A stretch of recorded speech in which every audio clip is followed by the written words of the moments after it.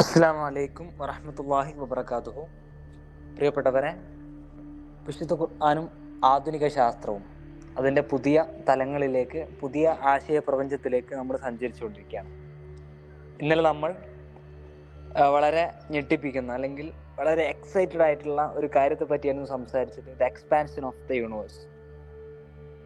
അള്ളാഹു സൃഷ്ടിച്ചു വെച്ചിട്ടുള്ള ഗാലക്സികൾ തമ്മിൽ ഓരോ സെക്കൻഡിലും 67 സംതിങ് കിലോമീറ്റർ സ്പീഡിൽ അത് തമ്മിൽ അകന്നുകൊണ്ടിരിക്കുകയാണ്, പ്രപഞ്ചം ഇങ്ങനെ വലുതായിക്കൊണ്ടിരിക്കുകയാണ് എന്ന എഡ്വിൻ ഹബിളിൻ്റെ 1929 കണ്ടുപിടുത്തം. ആ കണ്ടുപിടുത്തം വസ്സമാ ബനൈനാഹ ബിഐദിൻ വൈന്നാല മൂസിയോൻ എന്ന ആയത്തിലേക്ക് കണക്ട് ചെയ്തുകൊണ്ട് ഈ പ്രപഞ്ചത്തെ നാം വിശാലമാക്കിക്കൊണ്ടിരിക്കുന്നവരാണ് എന്ന ആ ആയത്തിലേക്ക് കണക്ട് ചെയ്തുകൊണ്ടാണ് നമ്മൾ ഇന്നലെ പ്രസന്റ് ചെയ്തത്. ഇന്ന് നമ്മൾ വലിയൊരു ടോപ്പിക്കിലേക്ക്, അതായത് നമ്മളൊന്നുകൂടെ മാറി ചിന്തിക്കാൻ പോവാണ്, ഒന്നുകൂടെ ഗൗരവതരമായി ഈ വിഷയത്തെ സമീപിക്കാൻ പോവാണ്. അള്ളാഹു സുബ്ഹാനഹു തആല വിശുദ്ധ ഖുർആനിൽ പറഞ്ഞിട്ടുള്ള കുറേ സ്ഥലങ്ങളിൽ, ധാരാളം സ്ഥലങ്ങളിൽ നമ്മളിങ്ങനെ ഈ ഹത്തം തീർക്കുന്ന അല്ലെങ്കിൽ ജുസ് കംപ്ലീറ്റ് ചെയ്യുന്ന ആളുകൾ ഇങ്ങനെ ഓതിക്കൊണ്ടിരിക്കുമ്പോൾ ഏകദേശം കുറേ തവണ, എണ്ണമറ്റ തവണ ഓതുന്ന പദമാണ് സമാ സമാ സമാ എന്ന പദം. ആകാശം അല്ലെങ്കിൽ ആകാശങ്ങൾ, ആകാശലോകങ്ങൾ അല്ലെങ്കിൽ പ്രപഞ്ചം എന്നർത്ഥം വരുന്ന സമാ എന്ന പദം. അപ്പോൾ നമ്മൾ ഇന്നത്തെ ആ ടോപ്പിക്ക് മഹാപ്രപഞ്ചം, അള്ളാഹു സൃഷ്ടിച്ചു വെച്ച മഹാപ്രപഞ്ചം എന്ന ടോപ്പിക്കാണ്. ഇതിലേതായത്താണ് ആ ഖുർആനിക ഈ കണ്ടുപിടുത്തങ്ങളുമായിട്ട് അല്ലെങ്കിൽ ഇതുവരെ ശാസ്ത്രം കണ്ടുപിടിച്ച കാര്യങ്ങളുമായി കണക്ട് ചെയ്ത് വരുന്നത് എന്നാണ് നമ്മൾ ചർച്ച ചെയ്യാൻ പോകുന്നത്. സോ ആദ്യമായി ഒരു കാര്യം മനസ്സിലാക്കേണ്ടത്, നമുക്ക് ഉൾക്കൊള്ളാൻ കഴിയാത്തതാണ് ഈ പ്രപഞ്ചം. നമുക്കൊരു വീഡിയോ കണ്ടുകൊണ്ട്, അതായത് ആ വീഡിയോ നിങ്ങൾ ജസ്റ്റ് എന്ത് ചെയ്യുക, നോക്കുക. അത് കണ്ടുകൊണ്ട് നമുക്ക് ഈ വിഷയം സംസാരിക്കുമ്പോൾ കുറച്ചുകൂടെ നിങ്ങൾക്ക് അത് ബോധ്യമാവും. ആദ്യമായി നമ്മൾ മനസ്സിലാക്കേണ്ടത്, ഒരിക്കലും ഒരു മനുഷ്യ മനസ്സിന് നമുക്ക് ഉൾക്കൊള്ളാൻ കഴിയാത്തതാണ് പ്രപഞ്ചം, അള്ളാഹു സൃഷ്ടിച്ചു വെച്ചിട്ടുള്ള ഈ മഹാപ്രപഞ്ചം. ഏകദേശം നമ്മുടെ ഭൂമിയുടെ ചുറ്റളവ് അഥവാ ഭൂമധ്യരേഖക്കിടയിലൂടെ 40,075 കിലോമീറ്ററാണ്. ഇത്രയും വലിയ ഈ ഭൂമി നമ്മുടെ സൂര്യനെ അപേക്ഷിച്ച് വളരെ ചെറുതാണ്. അപ്പോൾ 13 ലക്ഷം ഭൂമികളെ ഉൾക്കൊള്ളാൻ കഴിയുന്ന അത്രയും വലുതാണ് സൂര്യൻ. 13 ലക്ഷം ഭൂമികളെ ഉൾക്കൊള്ളാൻ കഴിയും സൂര്യന്. അപ്പോൾ സൂര്യൻ്റെ വലിപ്പം ഒന്ന് ആലോചിച്ച് നോക്കൂ. നമ്മുടെ ഈ ഭൂമിയുടെ വലിപ്പം ഇറ്റലി, ആഫ്രിക്ക, ദക്ഷിണേന്ത്യ, അമേരിക്ക, ഇന്ത്യ, ഏഷ്യ, യൂറോപ്പ് തുടങ്ങിയ വലിയ വൻകരകൾ, 7ഓളം വൻകരകൾ ഉൾക്കൊള്ളുന്ന, ഈ കടലൊക്കെ ഉൾക്കൊള്ളുന്ന, അറബിക്കടലും ബംഗാൾ ഉൾക്കടലൊക്കെ ഉൾക്കൊള്ളുന്ന ഈ വലിയ ഭൂമി, ഇതേപോലെയുള്ള 1 2 3 ലക്ഷമല്ല, 4 ലക്ഷമല്ല, 5 ലക്ഷമല്ല, 10 ലക്ഷവുമല്ല, ഏകദേശം 13 ലക്ഷം ഭൂമികളെ എന്തിലിടാൻ പറ്റും? സൂര്യനിലേക്ക് ഇങ്ങനെ ഇട്ട് നിറയ്ക്കാൻ പറ്റും. അപ്പോൾ അത്രയും വലുതാണ് സൂര്യൻ. ഓക്കെ, അപ്പോൾ സൂര്യനെ പറ്റിയുള്ള ഒരു വലിപ്പത്തിൻ്റെ ചിത്രം നമ്മുടെ മനസ്സിലുണ്ട്. പക്ഷേ സൂര്യനേക്കാൾ എത്രയോ മടങ്ങ് വലിപ്പമുള്ള നക്ഷത്രങ്ങൾ ഈ പ്രപഞ്ചത്തിലുണ്ട്. സൂര്യനേക്കാൾ എത്രയോ മടങ്ങ് വലിപ്പമുള്ള നക്ഷത്രങ്ങൾ പ്രപഞ്ചത്തിലുണ്ട്. മിൽക്കി വേയിലുണ്ട് എന്നല്ല, മിൽക്കി വേ ഗാലക്സിയിലുണ്ട് എന്നല്ല, മറ്റ് ഗാലക്സികളിൽ, മറ്റ് പ്രപഞ്ചത്തിൽ, ഈ നമ്മുടെ യൂണിവേഴ്സിലുണ്ട്. സോ സൂര്യൻ ഉൾപ്പെടുന്ന നമ്മുടെ ഗാലക്സിയുടെ പേരാണ് മിൽക്കി വേ ഗാലക്സി അഥവാ ആകാശഗംഗ. ഈ ആകാശഗംഗയിൽ കോടാനുകോടി ഗാലക്സികളുണ്ട്. കോടാനുകോടി ഈ പ്രപഞ്ചത്തിൽ, ഈ യൂണിവേഴ്സിൽ കോടാനുകോടി ഗാലക്സികളുണ്ട്. നമ്മുടെ മിൽക്കി വേ ഗാലക്സി അതിലൊരു ഗാലക്സി മാത്രമാണ്. ആ മിൽക്കി വേ ഗാലക്സിയിൽ ധാരാളം നക്ഷത്രങ്ങളുണ്ട്. ആ നക്ഷത്രങ്ങളുടെ എണ്ണം കൂട്ടി നോക്കുകയാണെങ്കിൽ ഒരിക്കലും അത് ടോട്ടലി ചെയ്തെടുക്കാൻ നമുക്ക് കഴിയില്ല. ഓരോ ഗാലക്സിയിലും ഉള്ള നക്ഷത്രങ്ങളുടെ എണ്ണം പറയുന്നത്, അള്ളാഹു സുബ്ഹാനഹു തആല സൃഷ്ടിച്ചു വെച്ച നക്ഷത്രങ്ങളുടെ എണ്ണം പറയുന്നത് അത് കോടാനുകോടി കണക്കിലാണ്. അപ്പോൾ കോടാനുകോടി നക്ഷത്രങ്ങൾ ഓരോ ഗാലക്സിയിലും ഉള്ളതായി പഠനങ്ങൾ പറയുന്നുണ്ട്. ആൻഡ്രോമിഡ ഗാലക്സിയാണ് നമ്മളായിട്ട് കുറച്ച് അടുത്ത് നിൽക്കുന്ന ഒരു ഗാലക്സി. അതും മിൽക്കി വേ ഗാലക്സിയേക്കാൾ 10 മടങ്ങ് വലിപ്പം. അപ്പോൾ എന്തിനേയും വിഴുങ്ങുന്ന അല്ലെങ്കിൽ ചെറിയൊരു പൊടി പടലങ്ങൾ മുതൽ ഗ്രഹങ്ങളെ വരെ വിഴുങ്ങുന്ന തരത്തിലുള്ള ചതിക്കുഴികളാൽ നിറഞ്ഞതാണ് ബ്ലാക്ക് ഹോളുകൾ അഥവാ തമോഗർത്തങ്ങൾ. ഒരിക്കലും നമുക്ക് അത് കണ്ണുകൊണ്ടോ അല്ലെങ്കിൽ ടെലസ്കോപ്പിനോ കാണാൻ കഴിയാത്ത രൂപത്തിലാണ് ബ്ലാക്ക് ഹോളിന്റെ പ്രപഞ്ചത്തിലെ ഘടന. ഗ്രഹങ്ങളെ വരെ ചതിക്കുഴികൾ നിർമ്മിച്ചുകൊണ്ട് അകത്താക്കാൻ പോകുന്ന തരത്തിലുള്ള വലിപ്പമുണ്ട് ബ്ലാക്ക് ഹോളിന്. ഈ ബ്ലാക്ക് ഹോളുകൾ എത്ര വലിപ്പമുണ്ട് എന്ന് ആർക്കും അറിയില്ല. അത് ആരും ഇതുവരെ അളന്നു നോക്കാനുള്ള ദൂരത്തിലേക്ക് അല്ലെങ്കിൽ ആ ഒരു ലെവലിലേക്ക് നമ്മൾ മനുഷ്യന്മാരെത്തിയിട്ടില്ല. ഇപ്പൊ നക്ഷത്രങ്ങളാണ് യഥാർത്ഥത്തിൽ തമോഗർത്തങ്ങളായി മാറുന്നത്. അതായത് ദൂരങ്ങൾ തമ്മിൽ വളരെ സങ്കീർണമുണ്ട്.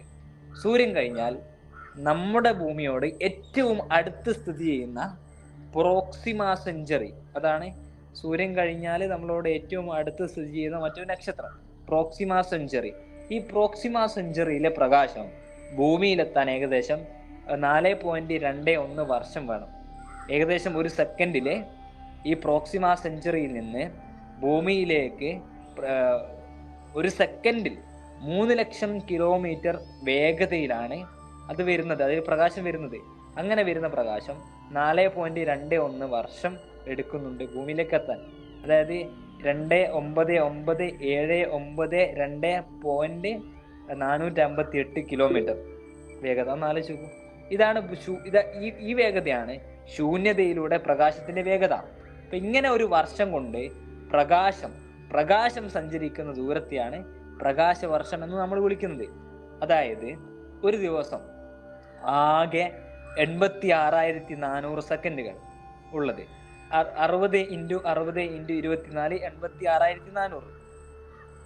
അഥവാ ഒരു ദിവസം പ്രകാശം സഞ്ചരിക്കുന്ന ദൂരം 86,400 × 2,997.458 ഈസ് ഈക്വൽ ടു 2,59,0.68371.2 കിലോമീറ്റർ ആണ്.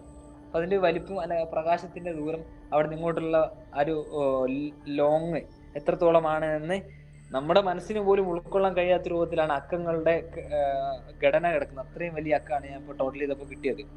ഇപ്പൊ ഒരു സൗരവർഷം എന്നാൽ 365.25 ദിവസങ്ങൾ. അപ്പോൾ പ്രകാശം ഒരു വർഷം കൊണ്ട് സഞ്ചരിക്കുന്ന ദൂരം ഏകദേശം 10 ലക്ഷം കോടി കിലോമീറ്റർ. ഒരു വർഷം കൊണ്ട് പ്രകാശം സഞ്ചരിക്കുന്ന ദൂരം ഏകദേശം 10 ലക്ഷം കോടി കിലോമീറ്റർ.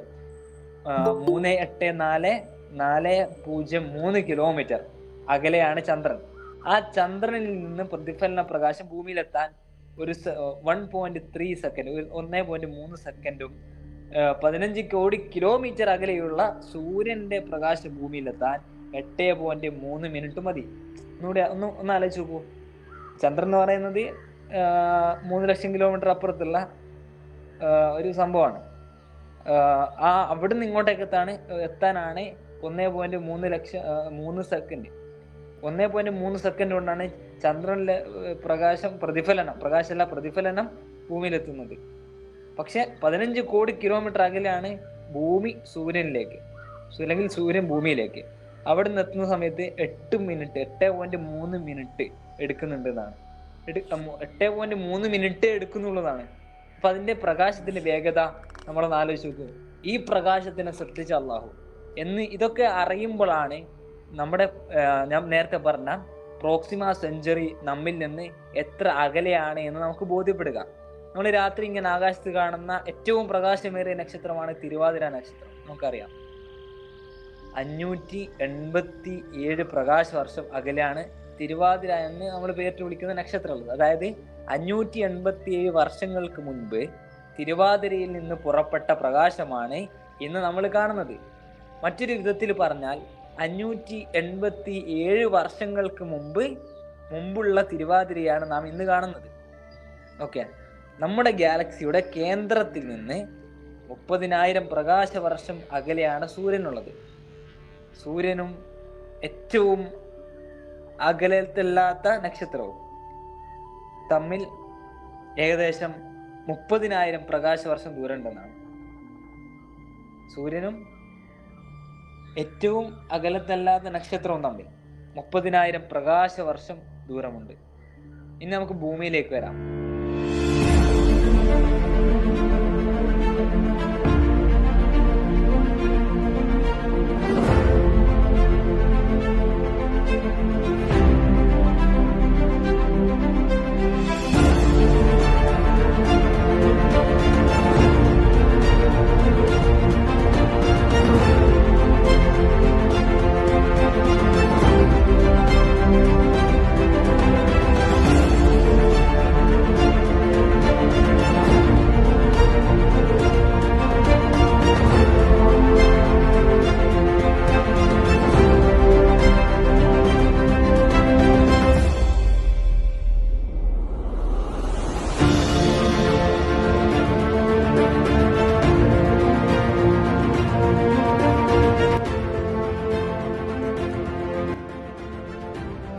ഇതുവരെ കണ്ടുപിടിച്ച മുഴുവൻ പ്രപഞ്ചവും 20% മാത്രമാണ്, ബാക്കിയുള്ള 80% കണ്ടുപിടിക്കാൻ ബാക്കിയാണെന്നാണ്.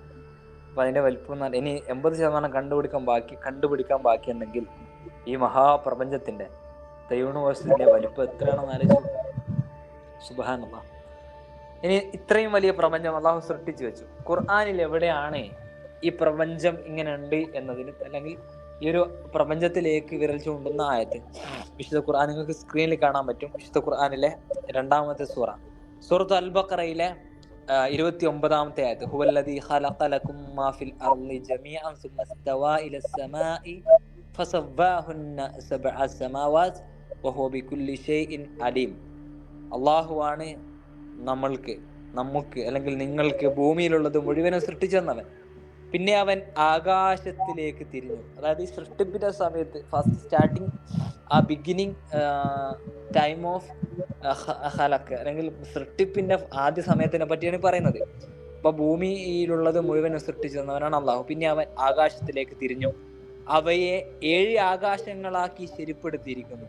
അവൻ എല്ലാ കാര്യത്തെക്കുറിച്ചും അറിയുന്നവരുമാകുന്നു. ഈ 7 ആകാശങ്ങളിലായി പരന്ന് കിടക്കാണ് പ്രപഞ്ചം. അതിൽ നമ്മൾ ഇതുവരെ കണ്ടുപിടിച്ചതിന്റെ 20% 1-ാമത്തെ ആകാശം മാത്രമായിട്ടുള്ളതാണ് കണക്കുകൾ പറയുന്നത്. അവിടെ നിന്ന് കടന്ന് മലക്കുകളുടെ ഇങ്ങനെ ആത്മീയമായി നമ്മൾ ചിന്തിക്കുമ്പോൾ 1-ാം ആകാശം, 2-ാം ആകാശം, 3-ാം ആകാശം, 4-ാം ആകാശം, 5-ാം ആകാശവും 6-ാം ആകാശവും 7-ാം ആകാശവും കടന്ന് റസൂൽ സല്ലല്ലാഹു അലൈഹി വസല്ലമയെ മലക്ക് ജിബ്രീൽ അലൈഹി സ്വലാത്തു വസ്സലാം ഇസ്രായിന്റെ രാത്രിയിൽ, മിഅ്റാജിന്റെ രാത്രിയിൽ അള്ളാഹുവിന്റെ അടുത്തിലേക്ക് കൊണ്ടുപോയി യാത്ര ഉണ്ട്. 7 ആകാശങ്ങളും കഴിഞ്ഞിട്ടാണ് മറ്റൊരു മലഉൽ അഅല വരുന്നത്. മലഉൽ അഅല എന്ന് പറയുന്ന സമയത്ത് നമ്മുടെ ഇവിടുത്തെ കഅബ എങ്ങനെയാണോ, ഭൂമിയിലെ കഅബ എങ്ങനെയാണോ, ആ ഭൂമിയിലെ കഅബയുടെ നേരെ മുകളിൽ ആയിട്ടാണ് മലഉൽ അഅല സ്ഥിതി ചെയ്യുന്നത് എന്നാണ് പണ്ഡിതന്മാർ പറയുന്നത്. ആ മലഉൽ അഅലയിൽ മലക്കുകൾ മാത്രമുള്ള സഭ. അവിടെ ഇങ്ങനെ മലക്കുകൾ തവാഫ് ചെയ്തുകൊണ്ടിരിക്കുന്നുണ്ട്. അതിനും മേലെയാണ് പിന്നെ അർഷിനും മുകളിലാണ് കുർസി. ആ കുർസി, അർഷ്, അതിന്റെ താഴോട്ടുള്ള ഈ കാര്യങ്ങൾ മുഴുവനും. അപ്പൊ അല്ലാഹു സുബ്ഹാനഹു വ തആല ഇതിന്റെ ഏറ്റവും ടോപ്പിൽ ആ കുർസി എന്നൊക്കെ പറയുമ്പോൾ അത് എവിടെയായിരിക്കുമെന്ന് നമ്മളിങ്ങനെ ചിന്തിച്ചു നോക്കുമ്പോൾ നമ്മൾ ഈ കണ്ട വിഷ്വൽസ്, അത് 1-ാം ആകാശം മാത്രം നിറഞ്ഞു നിൽക്കുന്ന ഒരു വിഷ്വൽസ്, അതിന്റെ പലതരത്തിലുള്ള യൂണിവേഴ്സ്, പക്ഷെ കണ്ടുപിടിച്ചത് 20% മാത്രം. പക്ഷെ അള്ളാഹുവിന്റെ ആ അർഷും കടന്ന കുർസിയെ, അവിടെ 9ഓളം മലക്കുകൾ ആ കുർസിയെ താങ്ങി നിർത്തുന്നത്, അവരവിടെ അള്ളാഹുവിന് സുജൂദ് ചെയ്യുന്നത്, ശുക്ർ ചെയ്യുന്നത്, അള്ളാഹുവിനും മുകളിൽ മറ്റൊന്നുമില്ലാത്തൊരവസ്ഥ. പിന്നെ സ്വർഗീയ ലോകം എവിടെയാണ് എന്ന് നമുക്ക് കണ്ടെത്താൻ കഴിയാത്തൊരു സിറ്റുവേഷൻ. പക്ഷെ ഇതൊക്കെ ഇങ്ങനെ ആലോചിക്കുന്ന സമയത്ത് നമ്മുടെ മനസ്സിങ്ങനെ വിശാലമാവും. നമ്മൾ വിചാരിക്കാത്ത തലത്തിലേക്ക് നമ്മുടെ മനസ്സിങ്ങനെ, ഞാനിത് ഈ വിഷയം പ്രിപ്പറേഷൻ ചെയ്ത സമയത്ത് ഞാൻ ഇതിന്റെ കോർഡിനേറ്ററോട് പറഞ്ഞു, ഞാൻ ഈ വിഷയം പിന്നെ ഇങ്ങനെ പ്രിപ്പയർഡ് ചെയ്ത സമയത്ത് എൻ്റെ മനസ്സ് തന്നെ ഇങ്ങനെ വിശാലമായ ഒരു തലത്തിലേക്ക് പോയി എന്ന് പറഞ്ഞു. അപ്പോൾ മാഷാ അല്ലാഹ് എന്ന് പറഞ്ഞു. അപ്പം അങ്ങനെയാണ് നമ്മൾ ഓരോ വിഷയം പഠിക്കുന്നതിനനുസരിച്ച് നമ്മുടെ മനസ്സ് ഇങ്ങനെ വിശാലമായി തരും. അപ്പോൾ ഭൂമിയുടെ വലിപ്പം ഒരു പൊടിത്തരിയാണെങ്കിൽ അതിൽ വസിക്കുന്ന 800 കോടി മനുഷ്യന്മാരിൽ വെറും ഒരു മനുഷ്യനായിട്ടുള്ള എൻ്റെ വലിപ്പം, അല്ലെങ്കിൽ എൻ്റെ സ്പേസ് എത്രത്തോളം ചെറുതാണ് എന്ന് ഞാനൊന്ന് ആലോചിച്ച് നോക്കട്ടെ. അപ്പൊ അള്ളാഹു എത്രത്തോളം വലുതാണ്, അല്ലെങ്കിൽ ഈ പ്രപഞ്ചം എത്രത്തോളം വലുതാണ്. അള്ളാഹുവിന്റെ സൃഷ്ടികളിൽ ഏറ്റവും ചെറിയൊരു സൃഷ്ടിയായ നമ്മൾ. പക്ഷെ ആ അള്ളാഹുവിന് നമ്മളോട് നല്ല കാരുണ്യാണ്. അതുകൊണ്ടാണ് ഖുർആൻ നമുക്ക് അവതരിപ്പിച്ചെന്നത്. സോ ഖുർആനിനെ ഇങ്ങനെ ചിന്തിക്കാൻ, ഇങ്ങനെയൊക്കെ മനസ്സിലാക്കാൻ, വെറും ഓതുന്നതിനേക്കാൾ ഉപരി ചിന്തിച്ചുകൊണ്ട്, ഖുർആനിലേക്ക് ചിന്തിച്ചുകൊണ്ട്, ഭൗതികമായിട്ടുള്ള പഠനങ്ങൾ ചേർത്ത് വെച്ചുകൊണ്ട് അള്ളാഹുവിനെ മനസ്സിലാക്കാൻ നമ്മൾ കൂടുതൽ ശ്രമിക്കണം. അതിനുള്ള ഈ അവസരം ഉപയോഗപ്പെടുത്തിയ നിങ്ങൾക്കെല്ലാവർക്കും 1000 നന്ദിയും അഭിനന്ദനങ്ങളും അറിയിക്കുന്നു. ഇൻഷാ അല്ലാഹ് നമ്മൾ നാളെ ഇതിന്റെ മറ്റൊരു അർത്ഥ തലങ്ങളിലേക്ക്, അള്ളാഹു സൃഷ്ടി വെച്ച നുജൂം എന്ന് പറയുന്ന മറ്റൊരു ടോപ്പിക്കിലേക്ക് ഇൻഷാ അല്ലാഹ് പോവുകയാണ്. ഇതുവരെയും കേട്ടിരുന്ന മുഴുവൻ ആളുകൾക്കും കൃത്യമായ നന്ദി അറിയിക്കുന്നു. ശുക്രൻ ജസീലൻ, ജസാക്കല്ലാഹു ഖൈറൻ. അസ്സലാമു അലൈക്കും വറഹ്മത്തുള്ളാഹി വബറകാതുഹു.